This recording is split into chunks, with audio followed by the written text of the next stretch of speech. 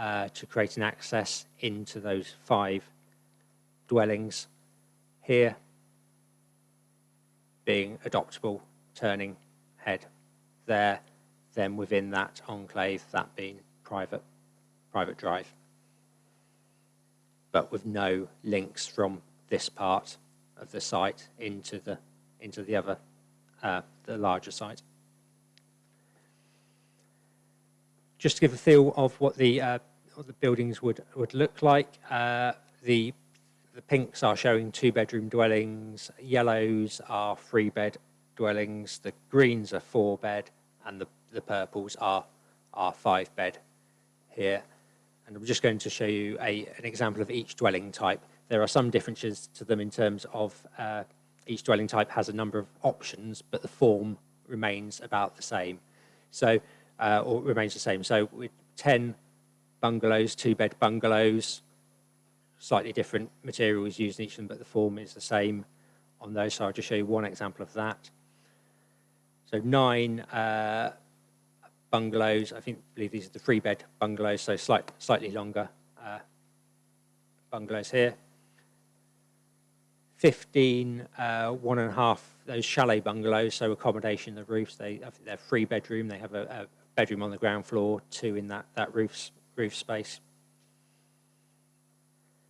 These are the 4-bed dwellings, which are in the main part of the site. 4 of those, and then 1 which is a split-level dwelling to deal with the slopes. So that's why it's greyed out on this one. So it's one where it turns the corner and allows sort of 2-story on the front with single-story on the back to deal with the sloping ground. And then at the enclave part of the site, there would be 4 5-bed dwellings in this sort of format, and that's the other 5-bed dwelling, the one which I said was the 2.5-story, the one with accommodation in the roof. So just to get a feel for what the residential would look like. And some sections through the site to show how, basically it shows you the slope.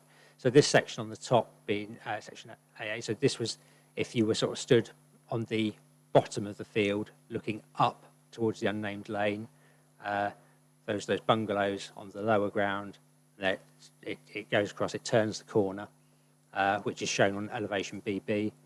So it goes to the 4-story dwellings and then starts turning the corner, going up the hill. And the section CC showing what that looks like sort of through the site in terms of levels. Street elevation DD is up at the enclave. So these are 3 of those 5 dwellings in that enclave, the access gate being here. And then some more cross sections through the site. I mentioned the retaining wall earlier, this being, so on the section CC on the bottom, that retaining wall there. So at the moment we have a site which sort of slopes down sort of gradually. The proposals show sort of a cut and fill, so cutting down retaining wall while also retaining the central line of that hedge line as much as possible without undermining those trees. Again, section BB just showing that retaining wall. Again, this being the lower part of the site, Plymouth Road down here. And then up at the top, section AA is going through that enclave of dwellings of 5, and then down through some bungalows, and then down to that public open space where the attenuation area is proposed. A section to show within the enclave, there's a new property just being constructed just next door. That is what's shown here. I brought this planning because I wanted to know what the impact was on the tree in terms of the new dwellings here, and as part of the negotiation of this, we dropped a dwelling from that area and moved it further away from the tree so as not to have an impact on this, which has got a preservation order on it. So it's sufficient distance away so that not only the house but the garden space is unlikely to put undue pressure on the tree in future years. under section through the site, this is as part of the employment. Now this is indicative because the employment layout is an indicative layout. At the top here, well, what we have is Plymouth Road here, and then we're going up the site, up to the unnamed lane here, and that's showing, it effectively shows you how much of a slope there is there and how much engineering works is are required in order, if you were to provide a sort of large footprint type building in that area with retaining walls. This also shows the indicative of the neighbouring site. So this is outside the application site, but the neighbouring site has consent for residential in this area. So just the point of this plan is to get a feel for building heights or potential building heights in relation to the slope and the dwellings to the south. And then we have the same a section through that building running at the top end of the site. So this being one of the proposed bungalows, and that showing the potential relationship. I would point out this is indicative, but it does give an example of some of the constraints on the site in terms of dealing with the levels and providing that sort of employment building on it. And this is probably the more shallow part of the site as well.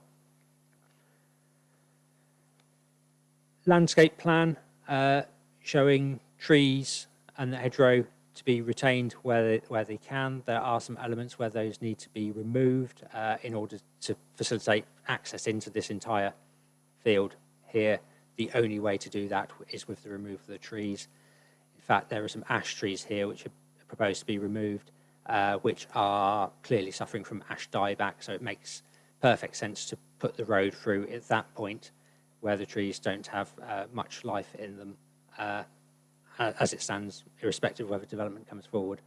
And then a second sort of cut through in this area here. Again, that's where there are fewer trees. The public open space for the residential is shown in this area here, but also includes the attenuation underneath that green space. Also shows a local area for play, so a lap, so some small bits of play equipment within that area, open space as part of a levelled site, which would have surface water attenuation underneath. Just moving back to the overall layout. This then takes me, yes, so on the site visit, members were asking about proportions of the site of residential to employment. And I said I'd go away and give you some numbers on that.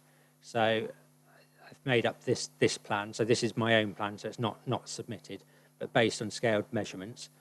What it is showing is we have an overall site area there of about 4 hectares in total. The commercial is on 0.76 of that. I've put that in the red area, so that's 18.6 of the total land area.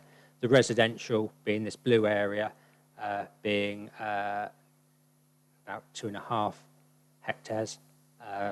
That is 63.5% of that area there.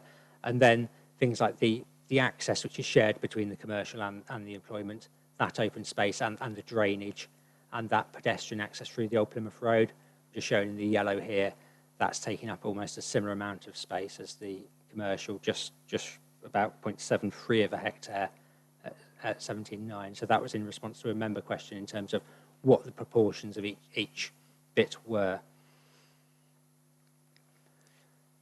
Just looking back at the site now, so from Plymouth Road, obviously from Lidl's car park, looking up, this is the sort of the middle field there, where the attenuation would be at the bottom end and housing on the top end. You can see it's got quite a significant slope on it. Again, just showing that field there, the other field with the residential and commercial being off to the left here. That is the line of the old Plymouth Road and car wash I mentioned. And then from within the site, so when we were on the members' site visit, when we were in the middle field and we looked across, and I was pointing out where the ash trees were. This is a photo taken in summer. So those ash trees which are to come out are there. So part of the access comes through this point here, and the other then loops around and goes back out in about that area there. And those ash trees I mentioned are there. So this is when things are normally in full leaf, and you can see they're clearly showing signs of dieback, and that is where that road would come through. And again, you can see the significant slope on the site in terms of where it goes down to that attenuation. The slope being a major constraint in bringing this site forward for development, because it does need to be dealt with using cut and fill techniques, while also retaining gradients of roads which are drivable and walkable. And then some photos from within the field, looking back towards the site where the employment is. You can see that's the shallow area. So the old Plymouth Road to the left, the poplar trees, which we saw in the site visit, being just on the far side of the access, which would be about here. And I think the standing stones rubbing post is there. So from members on the site visit, we pointed out that being about the line of where the subdivision between employment and residential. Looking at the same field, just from the top end, looking back. So access point in off Plymouth Road here. That being the commercial site, the foreground being the residential site, and then right behind me is that central hedge line running north-south. So quite a complex site to bring forward, one where there are on a mixed use allocation. So we're on a site which is allocated for residential and employment, or it's part of that allocation. We have an application in front of us which is there to deliver 44 residential units and 0.76 in terms of commercial floor space. This is indicative layout, just showing how that could be if it was a light industrial, but it's important to remember that Class EG also allows for R&D type buildings or office buildings. So this site can come forward in a number of different ways. What we need to do in terms of ensuring that this has potential for coming forward is have a accessed and serviced site, which then the developer would have to market for a period of time to be set out in a Section 106, suggesting 5 years on that, so that and that the access and service be provided and the site prepared for marketing in such a way prior to the occupation of 25% of the residential. So that is how we can ensure that the employment has its best opportunity of coming forward there, by providing an accessed and service site on the easiest part of the site to bring forward for employment in terms of its gradients, because that's the easiest part to put large footprint type buildings on with the less of a slope, and the requirement to then market that for a period of time. There is one update I need to make to my recommendation, which is on pages 7, 8, and 9. So on page 8, the top of page 8, the employment land, through further discussions with the developer and negotiations, as part of that, the affordable housing element, and you will see from my report that no affordable housing is proposed this, and that's been viability tested. As part of that assessment, the employment land was given a notional value of £1. Now, I know there were some concerns about what if the developer were to sell it for more than £1? Does that mean we miss out on affordable housing? Well, there's potential here that if the developer does sell it for more than what's been set out in that viability assessment, that there could be a 50-50 split of that receipt, of which the the 50% coming to the council could then be used to spend on affordable housing projects in the future. So if that were to come forward, the developer were to sell that for a higher value than what's been set out in the viability, then there is potential for additional money to go into affordable housing for the council to deliver a scheme. And the reason that being 50-50 split is there has to be an incentive to the developer to sell it at a higher value. If for instance, if the council were to take 100%, it would then make no difference to the developer whether he sold it for £1 or £100,000, because they would get nothing. And effectively, it would get sold for £1 and nothing would come to the council. By doing it's a 50-50 split, it means that there is an incentive for them to get highest value for that. And the higher value they would get for that, the higher the potential clawback would be in terms of affordable housing provision. So my recommendation has been updated to include that in the section 106. I know members will have lots of questions on this. I've tried to give you a presentation which just shows the detailed layout of it. Obviously, members have read the report and will be aware of all the issues here in terms of employment, residential, proportions of each, affordable housing. I don't intend to go through, rehearse all those arguments again because you've all read that, but I'm happy to answer any questions on that should members wish. But I'll conclude my presentation there for member questions. Thank you, Chairman. Thank you, Mr. Hitchin, for a very comprehensive report. Mr. Fairbairn, I think you wanted to just bring something in with regard to policy TTV 17. That's right, Chairman. I've got to start by just saying a couple of points which are of general application and will be well familiar to all members in terms of how you approach this application and indeed any application before then coming on to say something specifically about the interpretation of policy TTV 17. So, I mean, the starting point with this and indeed any application is that when dealing with an application for planning permission, you have to have regard to the provisions of the development plan as so far as material to the application and to any other material considerations. And where you're required by law to have regard to the development plan, then unless material considerations suggest otherwise, the application is to be determined in accordance with the development plan. So those are the two basic points that you're well familiar with. And what I would say is that the starting point is therefore what the development plan. It has priority, but the committee must weigh that priority with all the material considerations in the balance to establish whether the decision should be made in accordance with the development plan as the 2004 Act requires. Now, that duty can only be performed if the committee, in the course of making its decision, establishes whether or not the proposal accords with the development plan as a whole. Now, that's not an easy task.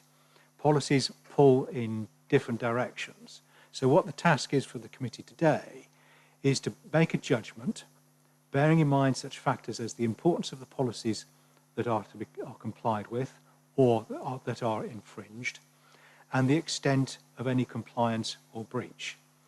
What is important is the proposal does not have to accord with every policy in the development plan. It is enough that the proposal accords with the development plan considered as a whole. So, of course, this then raises the question about how the development plan policies are to be interpreted. And the interpretation of the relevant policies depends on a sensible reading of the language used in those policies, in their context, and taken together. So that brings me to policy TTV 17. Some representations have suggested that policy TTV 17 is in absolute terms, in terms of employment space. Read sensibly, it is clear, however, that the policy is not absolute. It prefaces both the housing and the employment numbers with the words "in the order of." When seen in that context, policy TTV 17 does not allocate a particular amount of employment floor space for the application site and the adjoining land, but a potential range of possible values that are near to 18,600 square metres for the whole of the allocation. How near is a matter of planning judgment for the committee acting reasonably. And that flexibility, if I can put it in those terms, is reinforced by paragraph 1.17 of the development plan, which, when it says that the figures included in site allocation policies, says the figures included are based upon assessments undertaken during the plan preparation process and are potentially subject to change through the detailed design work associated with a planning application. So members, the floor space is not as prescriptive as some of the representations have been tended to suggest. And no doubt if you have any further questions about the planning policy, then you'll address those to Jo Lee as the policy officer. But Chairman, that's all I wanted to say at this particular time. Thank you. Members, do you have any questions? Councillor Moyes, please.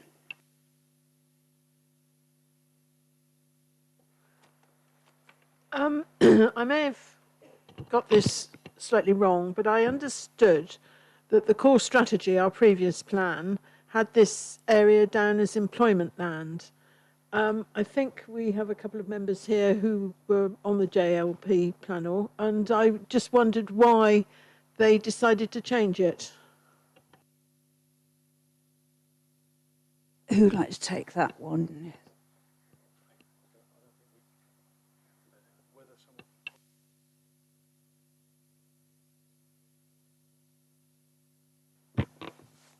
Whether someone from one of the policy officers here could answer the question, I'm afraid I don't know, because I wasn't part of the way the JLP evolved. I think Councillor Moyes is correct insofar as it was previously allocated as employment. It clearly isn't now, but I don't know the answer to your question, I'm afraid. Do we have somebody here from the JLP team? Perhaps if you could, I actually can't see you, unfortunately, because of my glasses. So if you can stand up and introduce yourself and your role. And then we're looking through two clear areas of perspex as well, Chair. Phil Baker, Policy Officer for the Joint Local Plan team. Yes, you're quite right, Councillor Moyes. The evolution of this as an allocation has taken a number of years. Previously, it envisaged a higher amount of employment for this area. Through the evolution of the Joint Local Plan, which included a new evidence base update, which kind of looked at the overall employment needs across the policy area, and what sites were available to meet that need in the spaces where we needed those jobs in association with new housing. The employment expectation for this site did come down through the process of an overall understanding of what employment is needed across the policy area and where it was going to be delivered. Taken into account as well the fact that it had been allocated for employment and no employment had been forthcoming in terms of responding to that positive allocation, we've taken a pragmatic approach to redefine the balance of uses within the allocated site that it has a lower expectation for employment. What, with even more houses going up? You still take that view? Yes, so we understand what the broad employment needs are, not just in terms of new employment provision, but in terms of what the existing employment provision is within the town and also across the policy area as a whole. Thank you. I think I've got a couple of others, if that's all right, Chairman. yes, please go ahead. I understand there was a public right-of-way somewhere. The report mentions that. Can you tell me where it is? Mr. Kitchen. Yes, it's not on our site here. It is part of the larger allocation. So it's referred. The right of way is referred to in the policy. But it doesn't run through our application site. It runs through the site, the Linden site there. So although it's referred into the policy, it doesn't really have any relevance to our site, which is free from public right of way. Okay, thank you. There was a mention of 8 species of bats. This seems to be quite a large number of different types of bat. Are there any of these particular bats of a particular rare type?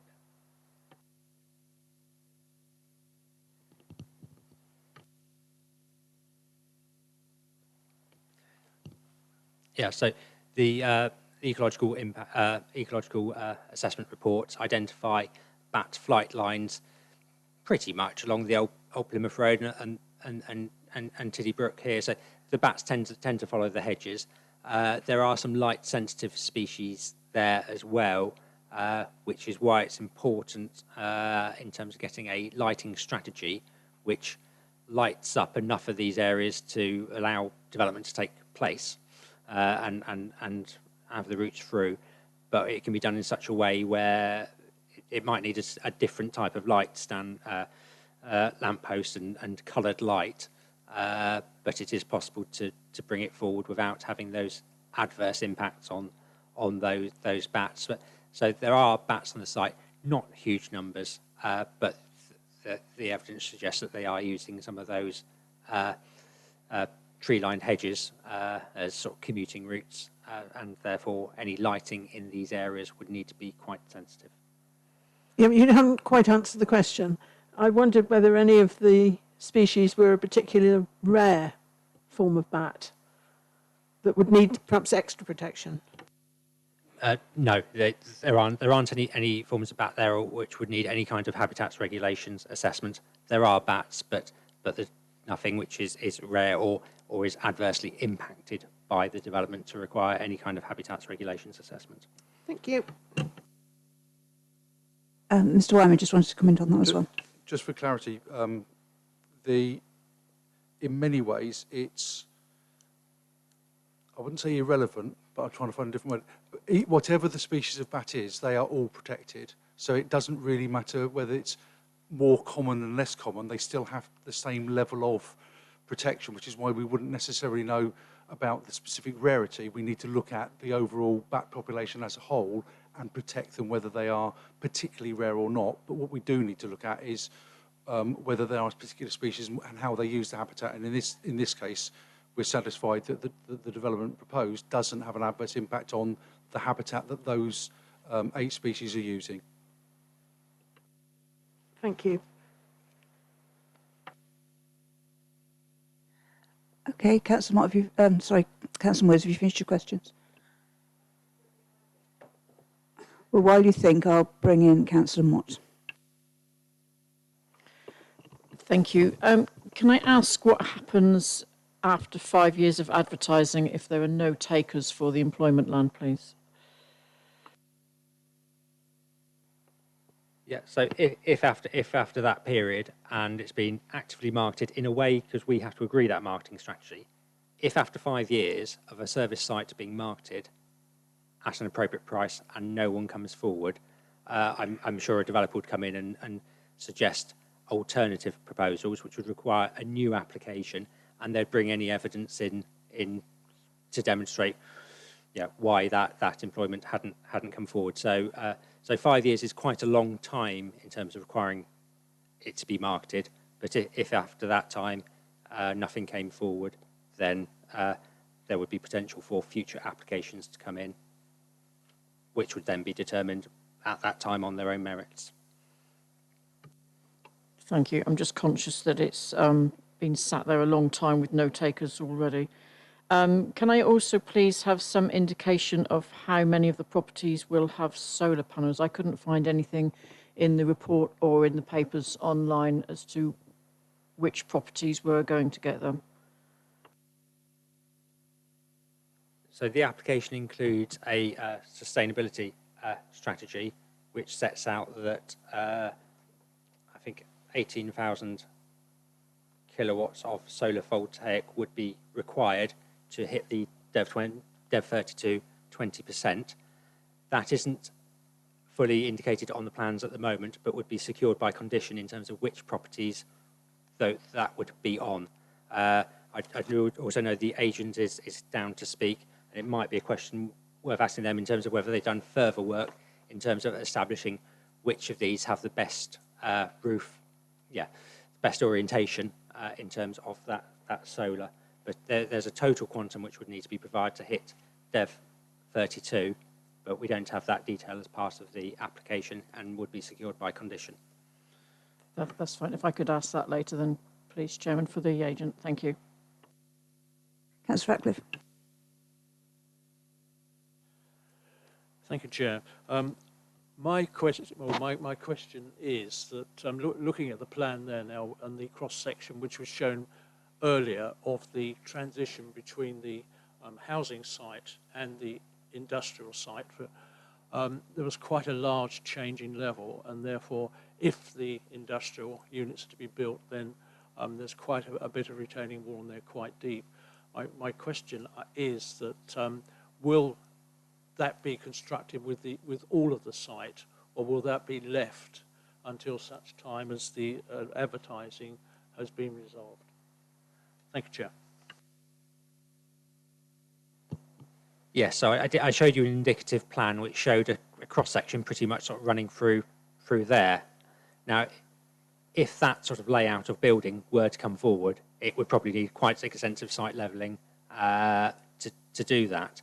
But there are a number of different ways that employment can come forward on this site in a number of different uses. This is showing a B1, Class EG, light industrial type building. As I said earlier, there can be offices, there can be R&D. So there are a number of ways that site could come forward. So in terms of the marketing, we would want the site obviously accessed and serviced and prepared in such a way that it could come forward.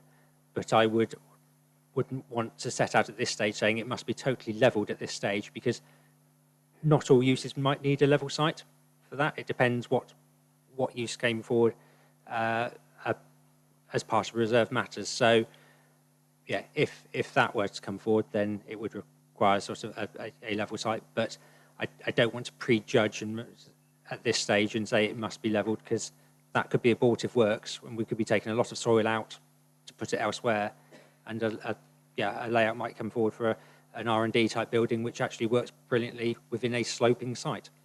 So it needs to be prepared in such a way, but I don't think we can go so far as to say you must totally flatten the site, because I think it then restricts the employment market for that site. Councillor Ewing. Sorry, Chair, to interrupt. Can I just get clarity, please, for members and any of the public that are listening in on R&D definition, please, rather than the acronym? Thank Research and development, I presume, is that? Yeah, Yes. it's a research and development type use. I apologise for using an acronym. Yeah, so. Councillor Ewing. Thank you, Chair. Excuse me. Am I allowed to ask questions about affordable housing, etc., within this section, or is that moving on? No, that's fine. You can ask any questions relating to this particular planning application, as long as it's questions, and save debate for later. Thank you. My first question is, has either of the applications been advertised as a departure from the development plan in accordance with the regulations? The question will need to relate to this particular application, not the second one, okay? So we will take that as this application. Yeah? Yes. Who would like to take this? Yep. No, we don't consider this to be a departure, because the plan also allows for where affordable housing isn't proposed or where the viability is an issue. It allows for that to be assessed under policy DEL 1.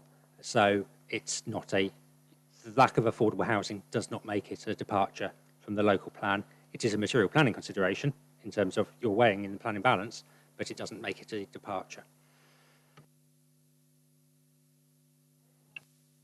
Could you pop your microphone on, please? Thank you. Moving on from there with affordable housing, the scheme says that it won't be profitable and it will make a deficit of nearly £5,000 and cannot support any contribution to affordable housing. Why, therefore, are there 44 properties being proposed that are all detached? There are some very they're all going to be high-quality properties. Was the scheme not looked at in a different light of being ordinary homes, 2, 3, maybe 4-bedroom homes that local people could afford? some of these 5, 4 and 5 bedroom properties will be for incomers. They do not serve the others. So was a plan, before I go into debate, was a plan not looked at for a different type of scheme with the development of the houses? Well, we can only determine on the scheme we have before us, but Mr. Kitchen, did you want to take that on? Yeah, so the application is for a mix of housing types. So in answer to the question is no, we're determining the application in front of us. The viability is based on this layout and the potential incomes from each of those properties and the costs of building the site and putting the access in, et cetera, et cetera. So that is what the viability looks at. In terms of those housing numbers, we have 10 two-bed bungalows, 9 three-bed bungalows, 15 three-bed chalet bungalows, 5 four-bed houses, and 5 five-bed houses across that. So that's the housing mix. They would be sold on the open market, and as such, it's an open market house. Who buys it, where they come from, backgrounds, etc. It's irrelevant to the application. But in terms of that mix, there is a mix of 2, 3, 4, and 5 bedroom houses there. I'm sorry, the affordable housing specialist is quoted within the document on page 14.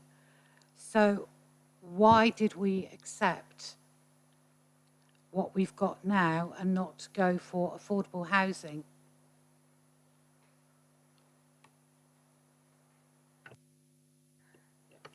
Yeah. So the application was submitted with a viability assessment. We've appointed an independent assessor to look at that and give us advice in terms of whether the build costs are correct and whether the values, projected sales values, etc., are correct. And that is coming forward as showing the site not having any money left in it once other Section 106 contributions have been sought. So it isn't one where the affordable housing or the viability can be changed on this development to suddenly be able to get a lot of on-site affordable housing. Now, members may take a view that the contributions which are set out in the report, that they may want to reprioritise some of those, and whereas, for instance, there's money set aside for off-site sports, if they felt that wanted to go more towards affordable housing, that is possible and is in members' gift as part of the debate. But there isn't, the viability has been submitted. We've had it independently assessed on our behalf, and the numbers are the numbers. It's an expensive site to come forward, and it can't sustain a significant amount of affordable housing. It does sustain about £300,000 worth of contribution, some of which are absolutely essential, some of which you may choose to prioritise one above another in terms of securing more affordable housing. May I just also ask, within the JLP, Joint Local Plan, West Devon was due to have allocated 1,200 homes for the area. Is it correct that 1,350 already have planning permission? Is that for? Okay, that if you'd like to again, if you'd just like to stand up and introduce yourself. Thank you. Thank you very much. Without double checking the figures, I can't give you that exactly. But yes, certainly there's Just introduce yourself, please, and where you're from. Thank you. Joe Lee, Joint Local Plan Team, Strategic Planning Manager. So I can't give you the exact figures on that in terms of exactly how many in West Devon have been built so far, got permission, or under construction at the moment as we speak. But I can certainly find that out for you. There's been a considerable number allocated, as you know, in West Devon, and Tavistock is building at quite a rate, as we know, at Callington Road and some of the other sites around. So this is an additional site over and above that. But the allocations for the whole of West Devon at the time of the joint local plan were looked at in terms of their housing need and the needs assessment, and the evidence that we had relating to the population growth. And the allocations were divvied up for the policy area and what we thought could be met across the plan period, which goes from 2014 to 34. So they're all going to be built in due course over that plan period.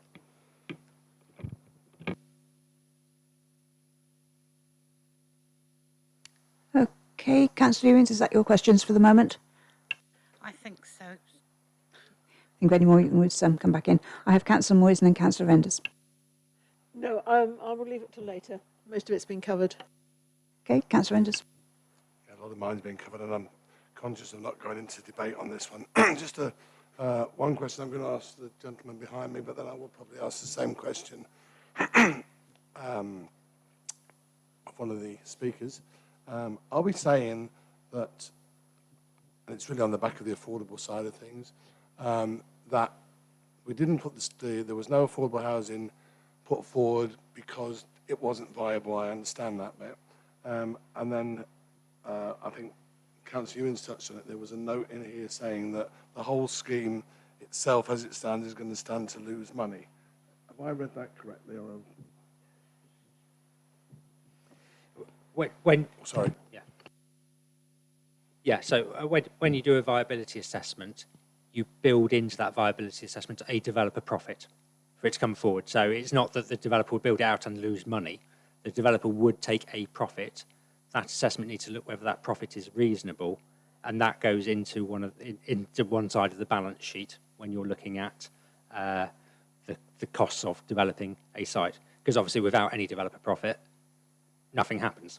And that's based on risk. Yeah, but it read as if it was a loss-making scheme, which rather than say, well, I don't get the point, might as well look at something completely different anyway. I will save the rest of it.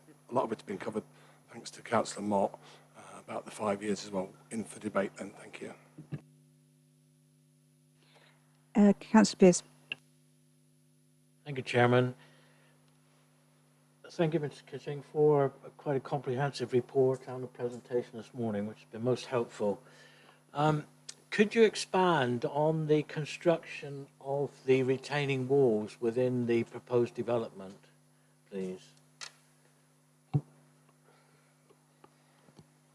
yes. So in order for the site to work, this northern part is the lower part of the site, and then it sort of turns up the hill. That being the split level dwelling I showed you earlier, and then these dwellings on the higher side. So the transition between the back gardens of these dwellings and these ones includes a retaining wall, sort of root lock type wall, which is basically a seeded bag in terms of, because it also then achieves some biodiversity net gain by having the appropriate planting going up that. So that is a retaining wall, and my understanding is that would be within the sort of private ownership of the dwellings, and I understand that the convention is that when conveyanced, or that it is normally the property on the top side has the responsibility for that wall. So all that would have to be conveyed privately to the individual occupiers of those dwellings as they were bought. They're not in the public open space, so it's not to be sort of maintained in the public purse. But again, the developer is here who might be able to explain further in terms of how that operates. But that is the retaining wall along there between the back gardens. Right, thank you. My next question is in relation to the 5 proposed dwellings. The 2.5-storey property looks as though it's been put in as an afterthought. Are you happy with that?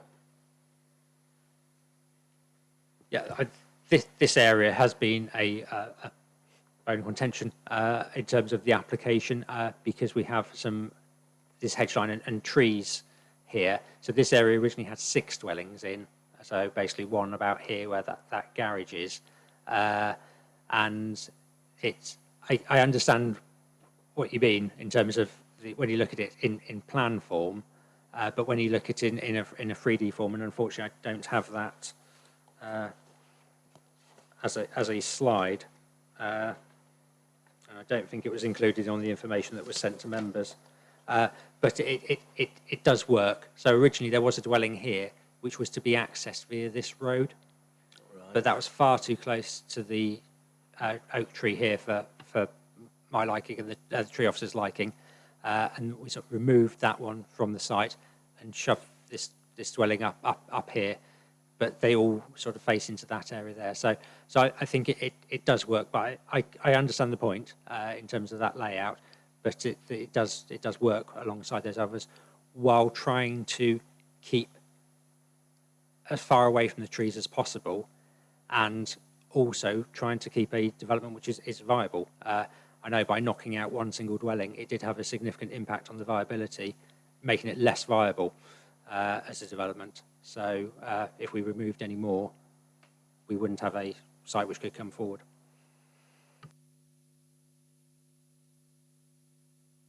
Sorry. We could reduce some of the, if that were the case, if that was removed, the 106 contributions could be reduced to meet that. I mean, I just think that's horrific. But anyway, we'll come to that. Question, Councillor Pearce, please. Question. In the debate. My other question is to Phil Baker. I just wonder, given that we're losing a considerable chunk of employment land from the overall development, not only this area, this site, but the neighbouring one, where people are going to work, where the idea is that people coming into Tavistock now, buying properties, which are, the way things are going to be approaching 2,000 units, where are they going to work? Because there's no other sites allocated for employment. Thank you, Councillor Pearce. So part of the needs assessment was based on understanding not just what the new supply needs to be, but also what we've got in the current supply, so what's already consented within the area, and what the town already benefits from. And I think the other thing we need to consider is that very few people move into and buy a house whilst looking for a job in the immediate area at the same time. They choose this as a location to live in because of its proximity to the place that they work. As Mr. Fairbairn mentioned at the start of the discussion as well, that the employment policies within the joint local plan intentionally include a degree of flexibility that are responsive to market demands. So we recognise within the joint local plan that there's a significant oversupply at the point where we allocated land for employment use, and that there'll be a degree of flexibility within what the market feels is appropriate and possible to bring forward and responsive to those overall market needs. Clearly, nobody could have foreseen what the last 18 months has done for employment demand, but this site still includes a reasonably large amount of employment floor space that still includes a degree of flexibility for the market to respond to and deliver new jobs to Tavistock.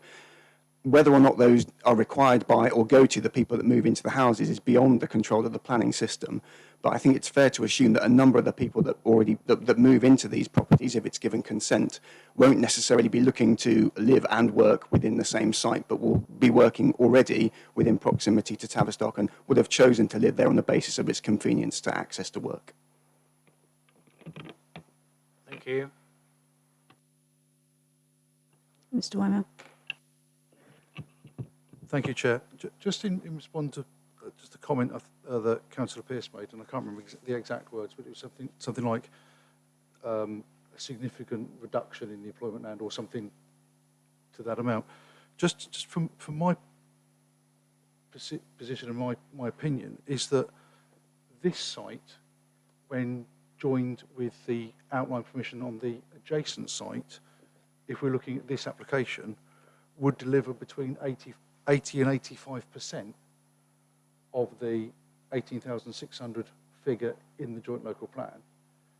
And if we're talking about provision is made for in the order of 18,600, I would, in my view, something between 80 and 85% is in the order of. So I'm afraid I disagree that this is significantly short of what the joint local plan has allocated.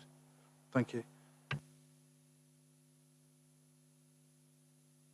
Councillor Ewings. Thank you. On page 8 of the report, under sports facilities, they talk about improving sports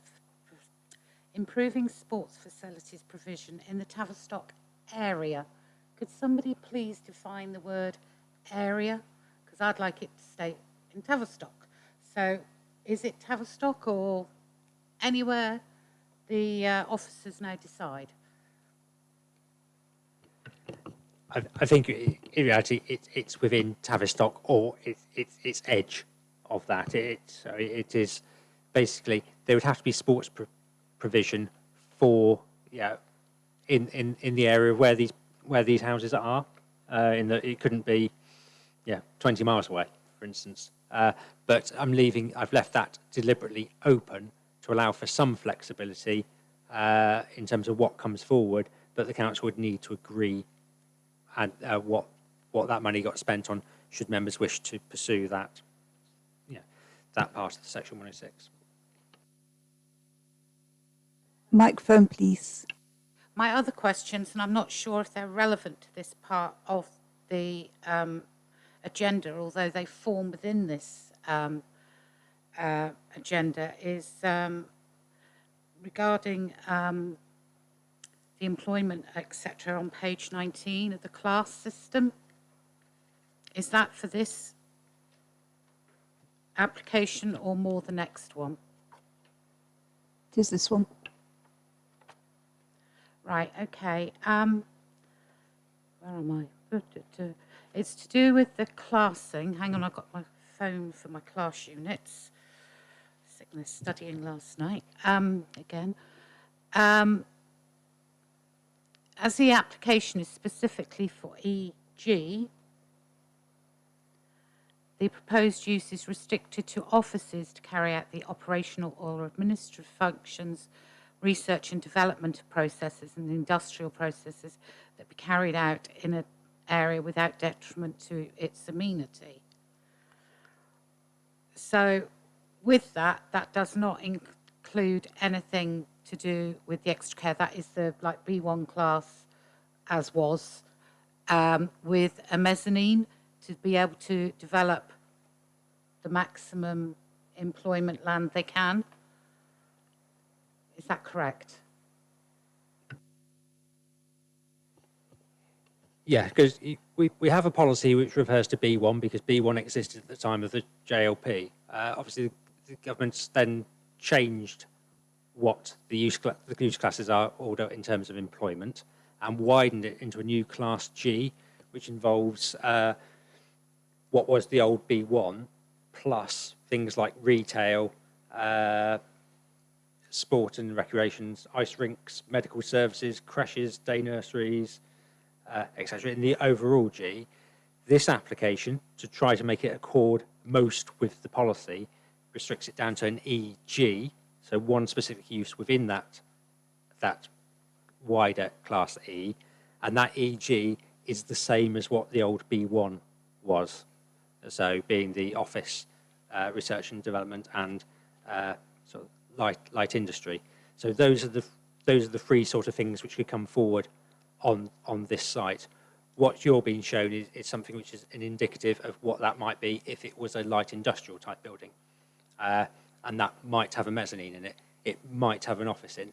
The thing is, it's people don't spec build employment buildings these days. They're built for a specific user or with specific needs normally, and that might be I need a mezzanine for office staff, etc. And that can come forward at a later date. But EG, little 3, says industrial processes. So does that mean, could someone define that for me? Is that, I know manufacturing, I suppose, is a different word within the policies. So is industrial, what is that, please? So EG, the first line of it, it has to be uses which can be carried out in a residential area without detriment to its amenity. So that's the light industrial use, industrial processes. There is a separate use class called B2, which is general industrial, and that tends to be the more noisy type units where you wouldn't necessarily have that next to residential. So when it talks about industrial units, or in that definition from the government, it is under the headline that it's carried out in a residential area without detriment to its amenity. So it is that light industry which can take place next to houses without causing an issue, just like B1 was in its former guise. Mr. Weimer, you wanted to come in? Thank you, Chair. The only thing I was going to point out to members that under the TTV 17 policy at paragraph 591, it does specifically say that the site is suitable predominantly for B1, but other commercial uses can be considered as part of a mixed-use development. So the policy doesn't tie it down just to a B1 use.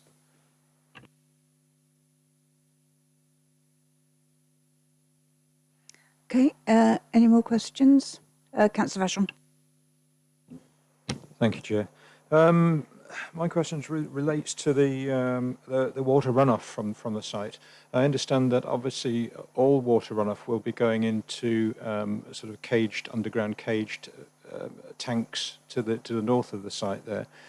Does that include the enclave houses, the 5 houses on the bottom right to the south there?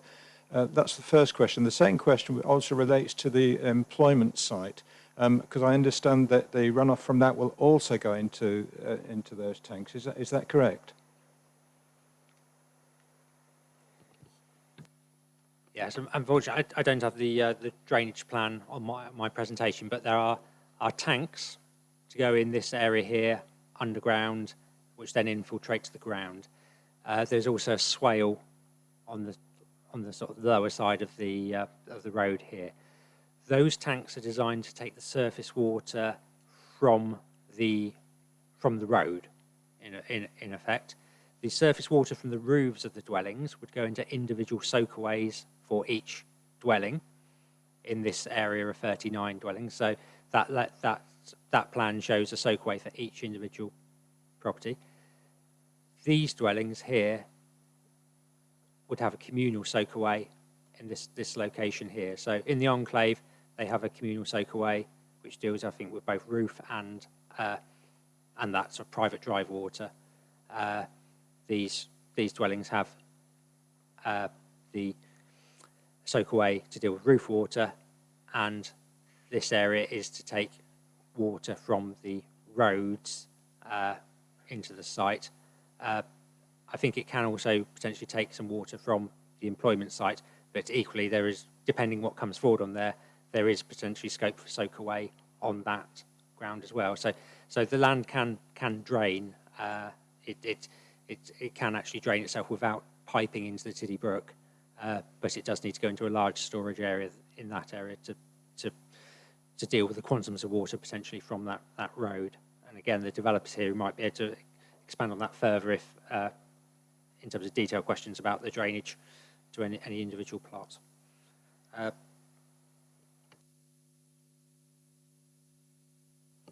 Sorry, did I get both of your questions there? Because I talked about the employment, but... Yes, that was fine. It was just the employment, where the employment soakaway goes to, runoff goes to. That would be a separate soakaway? Yes, I believe that would be a separate soakaway within that 0.76 of a hectare regarding that.